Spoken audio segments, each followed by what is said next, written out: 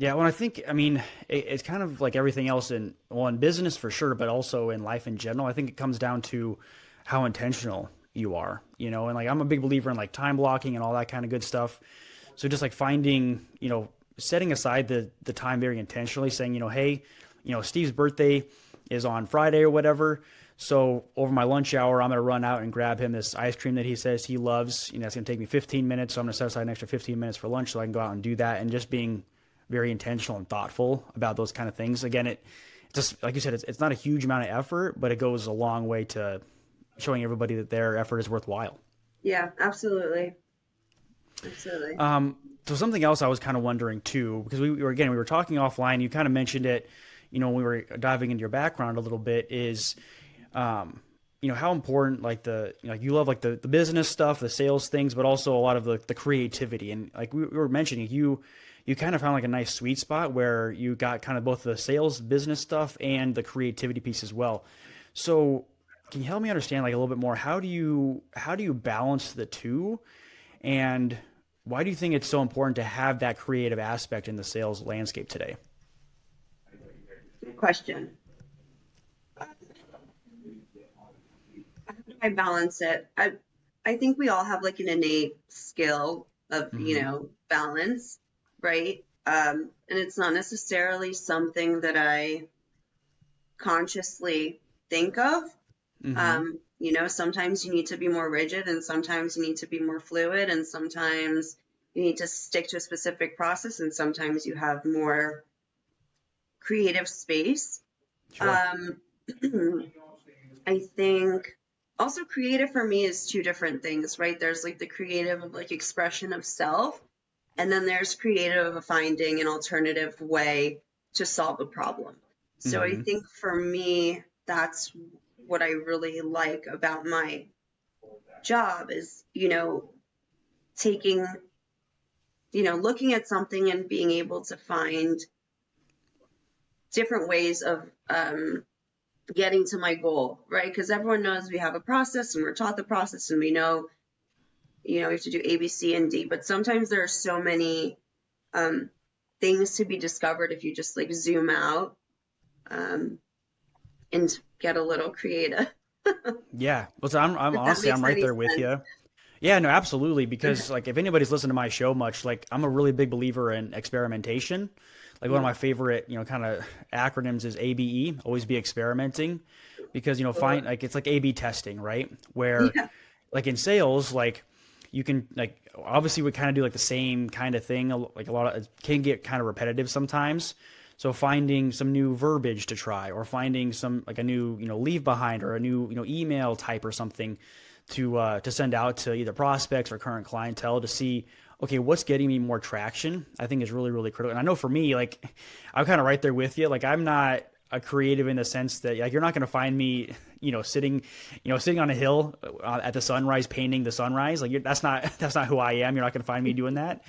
But like just finding new and innovative ways to essentially solve similar problems in maybe a better way, or a better way that either gets a better result or a better way that works better for me and how I like to work. I mean, that's like I'm a big, really big advocate for that. I mean, how do you feel about like experimenting in the sales world? yeah. I mean, I think that's a challenge for all of us and for Mm, every business owner and for anybody that needs to communicate through email or, mm-hmm. not any face-to-face communication. Um, because we are limited in the sense of how we can communicate and everyone is short on time or, we have like a 28-second attention span or whatever that Yeah. figure is. And people are used to like the day-to-day verbiage and semantics um, of how people communicate. But even for me, sometimes I'll just like email somebody a Yeah. gif, gif. Yeah. Yeah, Whichever. Right. yeah, I don't know, I say gif, The I debate like rages gif on. because I like peanut butter, so I think jiffy, and then I always, is it gif or gif? I don't know. I Okay, think so I I'm like, say I'm confused by that. I'm not sure. Now that you asked me that, I'm not sure which one I even say now. So,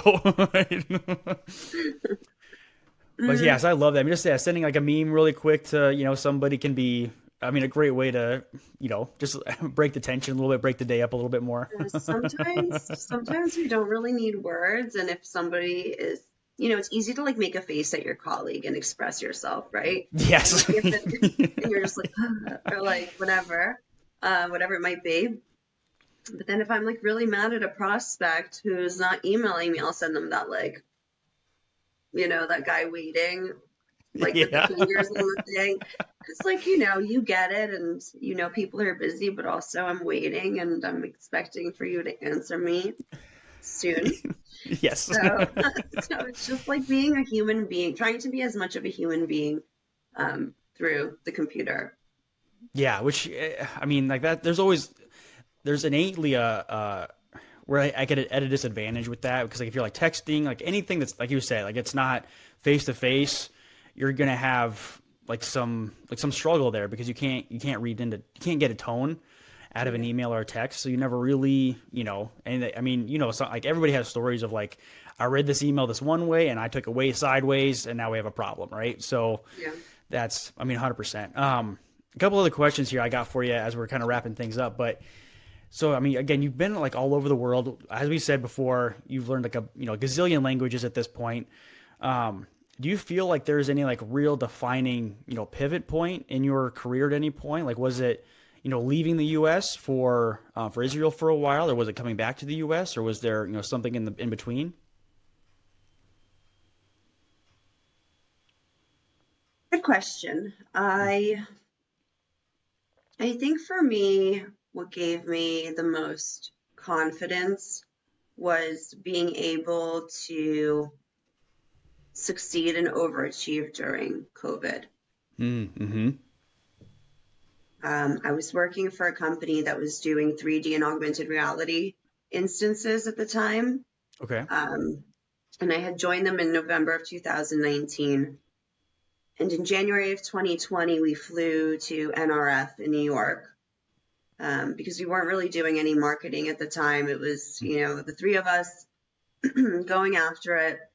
We went to NRF, came back with some leads, and then March of 2020, COVID hit. Um, and that was definitely one of those moments of, you know, setting aside fear and pushing forward and Mm-hmm. truly believing that your product can help the world. And when I first joined, it was a different set of deliverables that I had in my mind of, this is what we're coming to do and this is how we're going to help people. And then COVID hit and brick and mortars were closing and people were Yeah. losing their jobs. And like, how can I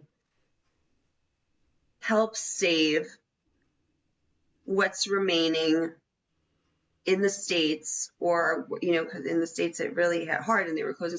So I said, how can my product help save and affect people's lives positively Mm-hmm. and impactfully, and not only for the companies but for people? Like, how can we ease the pain of being stuck at home or not being able to go to a store, and how can we make them feel like they are experiencing Mm-hmm. something as close as possible to what they know? um, and that for me gave me so much motivation and pride, and just propelled me to give all of myself, not only to build up my experience as, a sales executive. And, Mm-hmm. I got so much experience of how to communicate with other teams and tech experience. And I learned, so much about 3D and AI and um, just so many new concepts that I wasn't familiar with prior to joining. But then really giving me a purpose of like, why am I, being so proud to work for a product and represent it, and truly believing in your entire being that it is helping and Mm-hmm. doing good for the world. So that's definitely one of the highlights of my career. So I love that. Well, especially, I mean, as everybody listening knows, like, I mean, COVID was, I mean, it was a hard time for everybody, but I mean, the fact that you were able to, still strive and succeed at a high level is fantastic. So I know, like, for me in my career, I mean, COVID was a hard time to to get people in the door and keep people, moving and selling and buying. Yeah. That's fantastic. So I love that. But, my favorite last question, as everybody listening will know, is goals. So for 2025, I mean, what's kind of the big goals you've got for you on the horizon?